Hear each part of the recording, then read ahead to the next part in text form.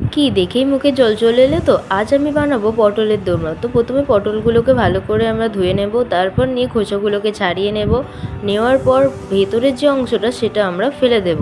মশলা নিয়ে নেব পোস্ত, চালমগজ, কাজু বাদাম, গোটা গরম মশলা, পেঁয়াজ, টমেটো, আদা রসুনটা আমি পরে দেখিয়ে দিয়েছি।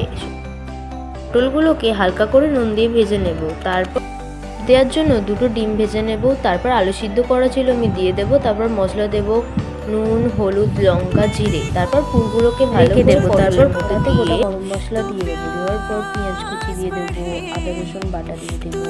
তারপর দিয়ে দেবো টমেটো, নুন, লঙ্কা, হলুদ আস্তে আস্তে দিয়ে দেবো। কাজু বাদাম পোস্তর যে পেস্টটা সেটাও দিয়ে দেবো। দেওয়ার পর একটুখানি ভালো করে নেড়ে চেড়ে আমরা জল দিয়ে দেবো। তারপর পটলগুলোকে এক এক করে দিয়ে দেওয়ার পর ঘি দিয়ে দেবো নামানোর সময়।